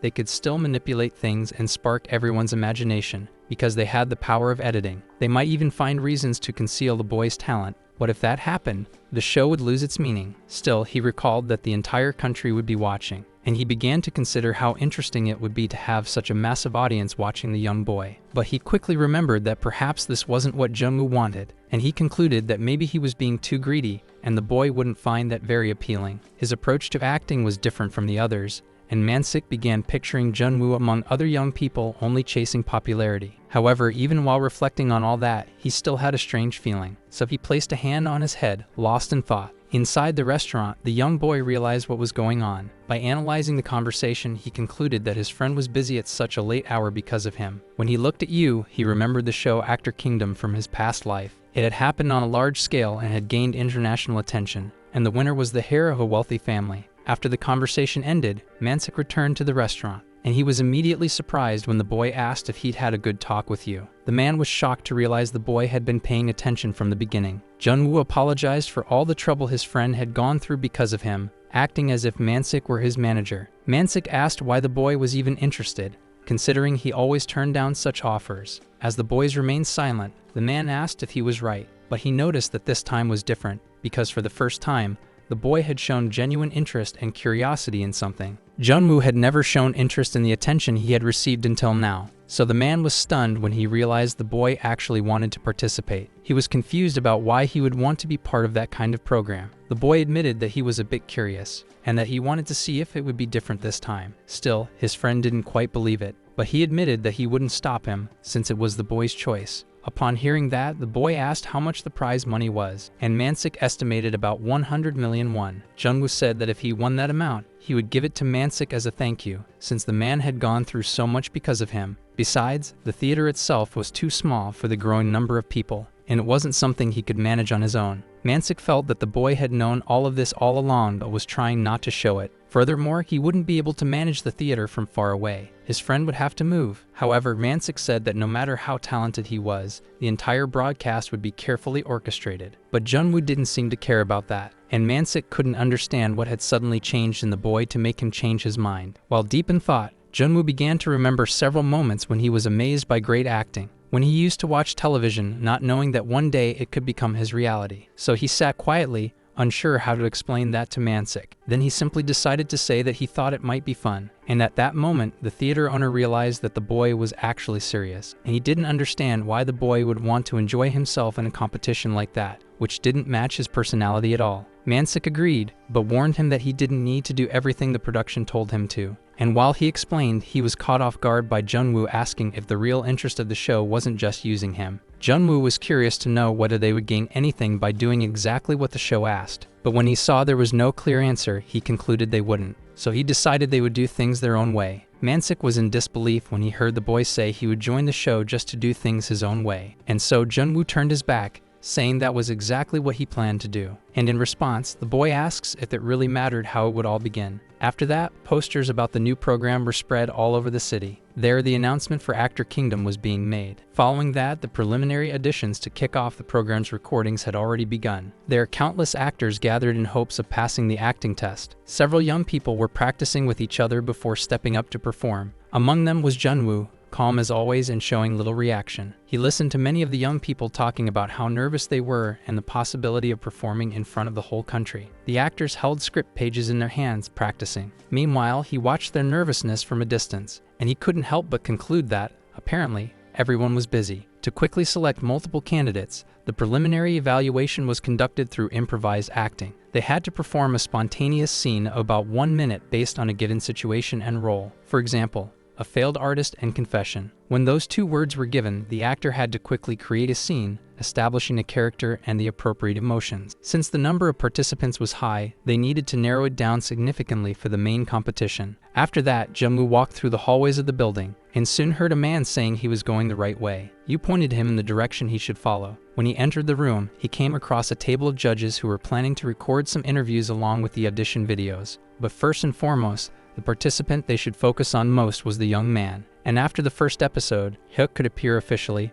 once the story of this boy had been told. Yu politely opens the audition room door. He introduces the young Junwoo he had previously mentioned. Upon entering the room, the boy observes them carefully. One of the men says they had been waiting for him, and that he had become somewhat of a celebrity in the past few days, and soon they begin analyzing him before the audition starts. One of the men at the table says this, but he still kept a suspicious look in his eyes. Yu tries to reassure him and keep him from getting nervous, but the boy walks calmly into the room where he would perform, and tells Yu that he's feeling calm at the moment. But the man is surprised by the young boy's composed reaction. At the table, one of the staff members looked at the boy attentively. He found everything about the boy quite intriguing. He seemed to be much more than he appeared, almost too good just to be a distraction. Junwoo observed silently as Yu sat beside him. Yu felt uncomfortable being watched so closely by the boy. When everyone was ready for the audition, a form with the name Han appeared. Yu quickly stands up, slams his hand on the table, and orders them to turn on the TV immediately. While his notebook lay on the table,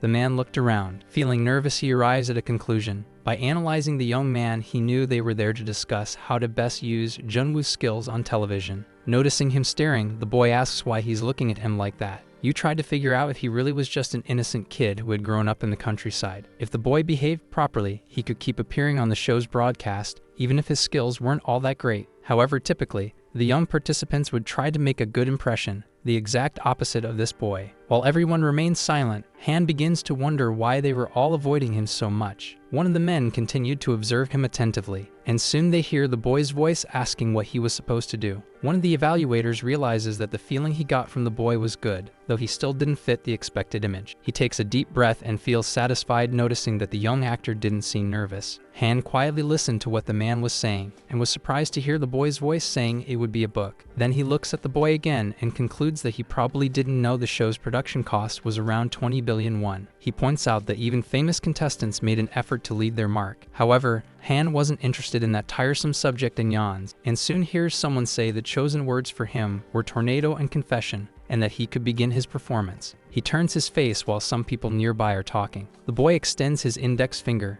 pointing at something, and the evaluator is shocked when the boy asks if he could keep an eye on the others as well. So while seated at the table, he had turned his body and was pointing outside the room. However, the man becomes furious, concluding that the boy wasn't taking their conversation seriously. However, the young man truly didn't believe in the importance of that conversation, since ever since the participant had sat at the table, the evaluator kept insisting on talking about irrelevant things. So he focused on not losing his patience and decided to get straight to the point and listen to the prepared summary about the boy. It said that young Han, passionate about acting, visited the theater every day, but the owner had been the one responsible. But the young man hadn't given up, and after a lot of effort, joined the theater. He helped Ju recover his failed business. Upon hearing that, Han corrected them, saying he had never been kicked out of the place. The man tried to explain that the story didn't necessarily have to be 100% real, and he pointed out that, even though it was an audition program, people didn't want to just watch that. However, Han admitted he was there only to act, and the staff, upon hearing that, were surprised. The man stayed silent,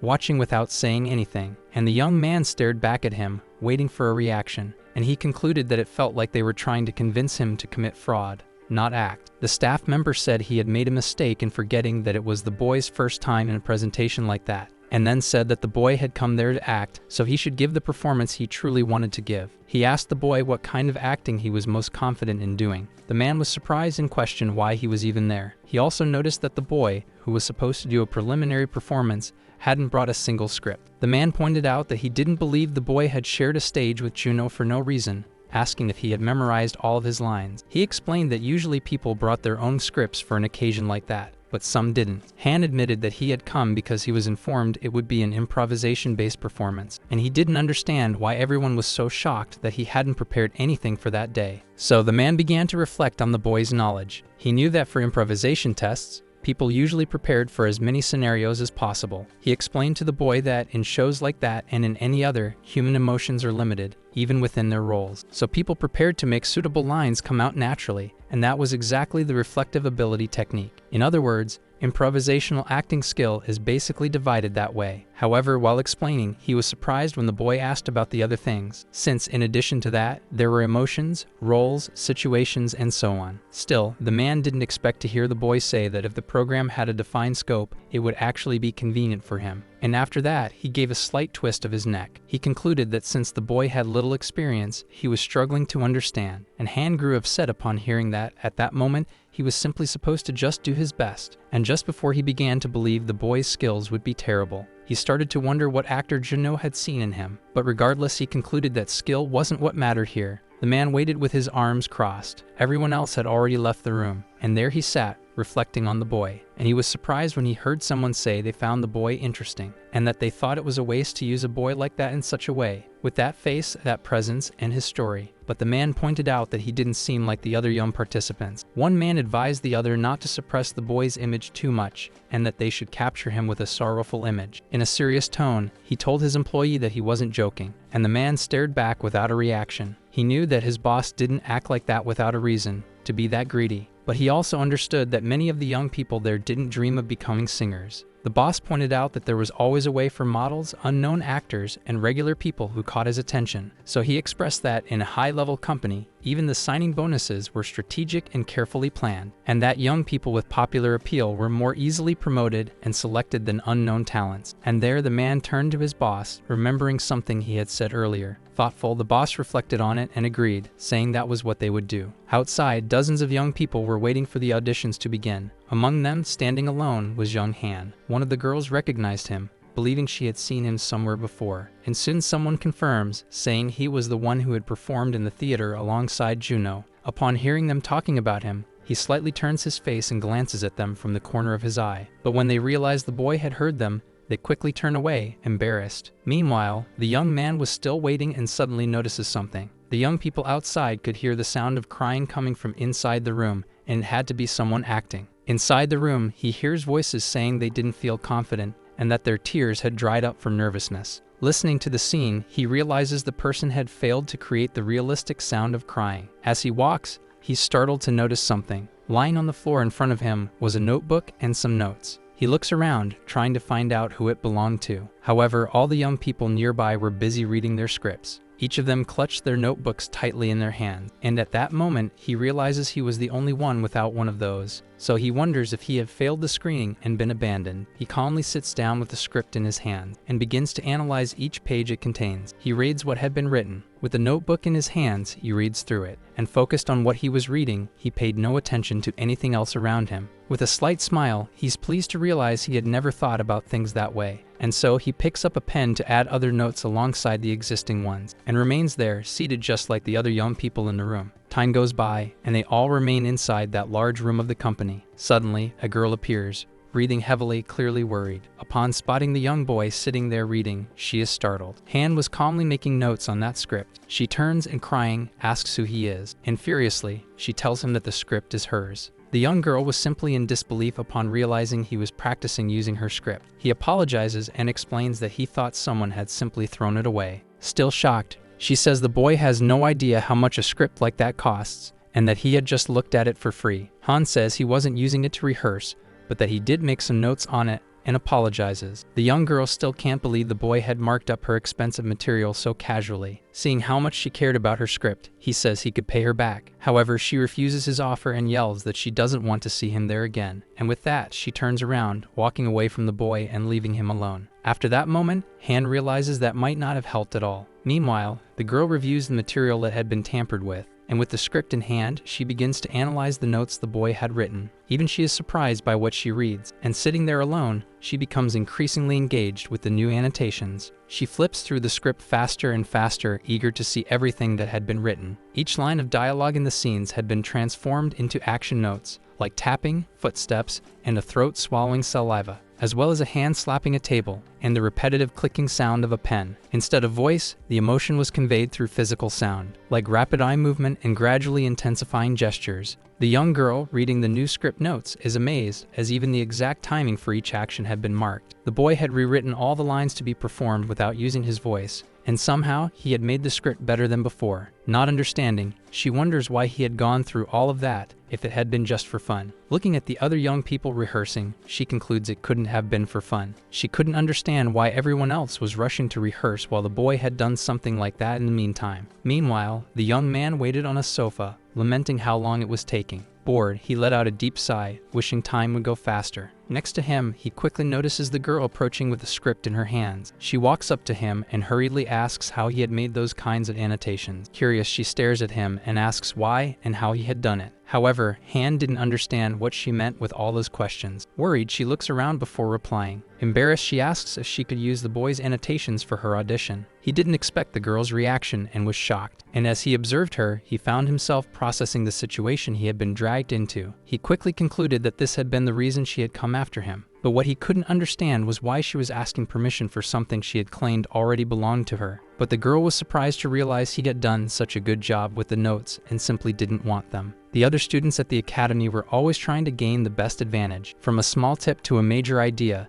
they constantly fought each other. But in front of that boy, she noticed he was different. And suddenly, she imagined him as if he were an angel, pure and kind. But while the young woman thought about all that, Han looked at her, confused. And suddenly, when she realized he was looking, she became embarrassed. After that, the auditions continued in the reserved room. And outside, there was a sheet with more information about the progress of the preliminary auditions. When opening the door, you saw that candidate number 234 was performing, Kim Yoo-jin. The girl who had previously been talking to Han was now preparing to present herself. She began by stating that, on that day, she wanted to act differently from the other competitors, but the evaluators watching were already bored by her voice and the delay before her acting began. Yu, while adjusting his camera, noticed the judges didn't seem interested, so he planned to just get a few recordings for the behind the scenes, but was soon caught off guard. Suddenly, in another room, someone knocked on the door. Yu entered holding a small notebook he wanted to show the man. As he placed the notebook on the table, he said it was important that he saw it. On the notebook cover were the words Star Maker and the name Kim Yoo-jin. But without opening it, the man simply assumed it was just a regular script. However, when his employee told him it was related to another boy, the man concluded they were talking about Han. So Yu asked his boss to also take a look at something on his computer, and then he showed a file containing the recording he had made of the young girl during the audition. In the girl's presentation, the evaluators were watching, but the other two were distracted. However, they soon started to notice something different in her body language. They were aware of the reputation of the school the boy came from, but didn't expect it to be at that level. So one of the men grew tense watching her capture so many layers of detail in her acting. Impressed, he asked himself what exactly he was witnessing at that moment. When she finished, the girl took a deep breath, relieved. However, she grew anxious as she looked around. She didn't understand why all the judges were so silent. And suddenly, one of the men prepared to ask her a question. He couldn't understand how she had come up with something like that. So Kim was shocked to hear the man praise her, saying that with so little experience, she was performing like a genius. However, the girl hadn't expected that reaction and was shocked to be called a genius. She thanked them nervously and in disbelief, as the evaluators said it was obvious she had passed the test. After that, Park watched the audition recording and questioned Han's involvement in the script. Yu confirmed, saying he had continued with the interview after the recording, and Kim had told the girl that there was a boy her age who had found her lost script and made some notes in it. And upon hearing that, Yu drew his own conclusions. As his friend read the annotations, he was impressed, wondering how someone like that lived in such a small town. He concluded that Juno's influence had definitely made a difference. He quickly stood up from his chair and asked Yu where the main judges for the final round were. That day, they were the main eyes of the panel, and they wanted to know whether decent candidates had been selected. As they talked, they worried that the winner being a newcomer might jeopardize the film due to lack of experience. He admitted that despite a past failure, the image of Chon Myong still had strong marketing appeal. His friend asked if Myong had ever failed in a performance, and he joked that it wasn't worth mentioning, so they laughed a little while continuing the conversation. Suddenly, the restaurant door opened, and the men greeted the team leader who was arriving, Park. His friends already knew he had been working hard on the project, and he said they just had a very strange presentation, but with some initial potential. He confessed that when he had first met the boy, he didn't think he was normal, and even the CEO, Lee Jae-won, was interested. And apparently, he even altered one of the other contestants' scripts. The man picks up the script in his hand,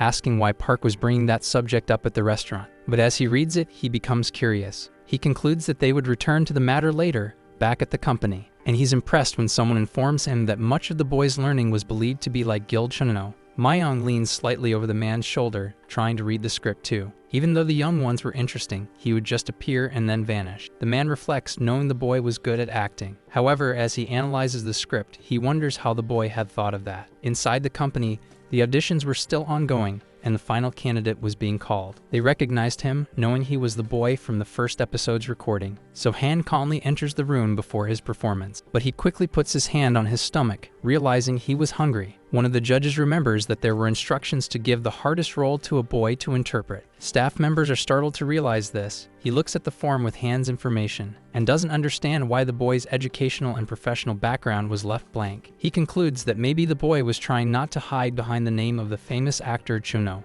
And so, when the young man is asked whether he had any experience besides that, he replies no. And the man, upon hearing that, is left in disbelief. It gives the impression that Han was purposely withholding something, but they wanted to know more. Han is confused when they mention he had been on the same stage as Chuno. He didn't understand that acting with someone counted as something worth credit, and his response shocks the judge. He realizes the boy wasn't wrong, but it was as if Han saw Chuno as being on the same level as him. But based on the boy's expression, he genuinely didn't understand how important that was. And analyzing the boy, he remembers that his superior Park never selected someone at random, so everyone gets ready for the boy to begin his performance. After that, the day begins, and people are working inside the company. Leader Park asks Manager Yu about Han. The man worries if he had been too harsh with the boy. Yu confesses that he still hadn't watched the boy's footage, since the production team hadn't sent it yet. And Park, curious, finds it strange because the judges had made an interesting comment, and he's shocked while Yu tells him. Apparently, the judge had never seen anything like it in his life. After that, back in the small countryside town, Mansik was curious to know how the performances had gone. Interested, he admits he had never taken part in an audition before and wanted to know how the scene had played out.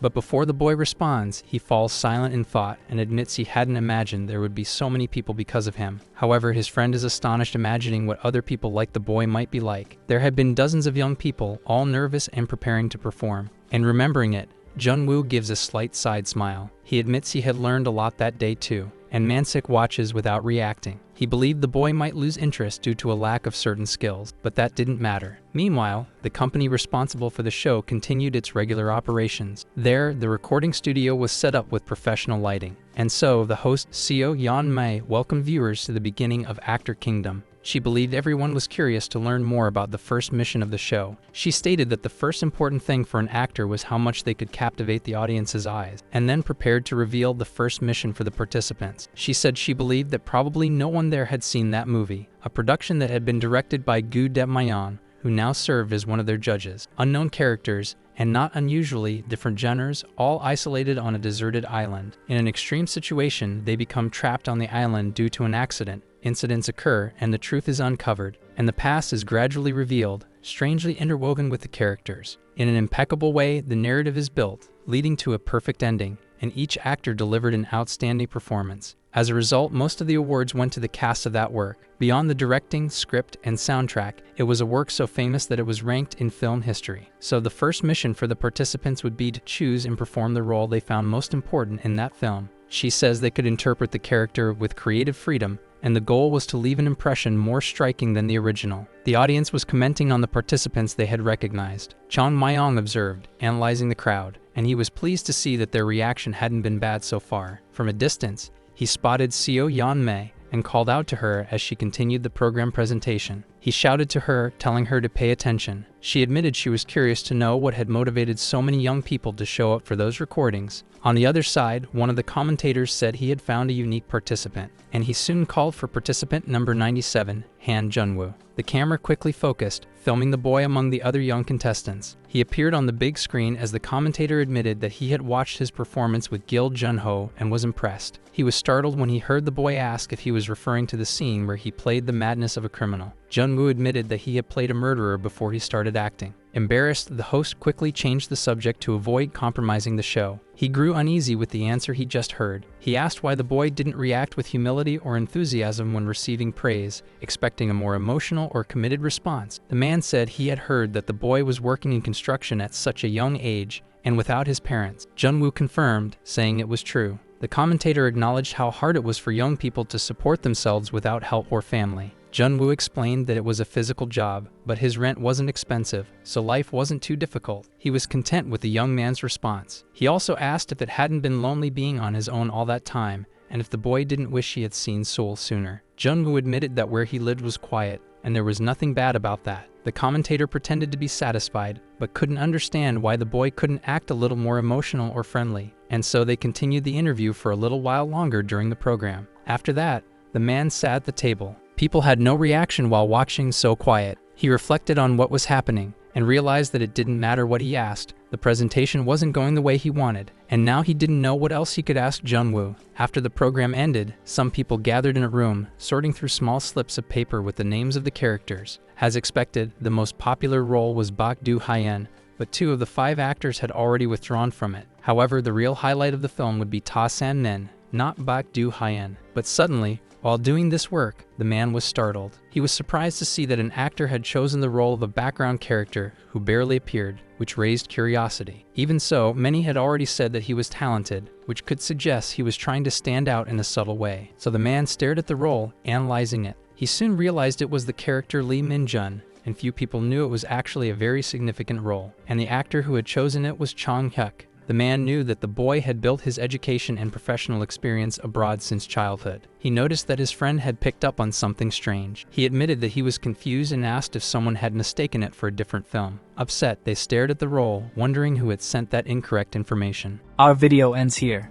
If you enjoyed it, please like and subscribe to the channel. Until next time, bye bye.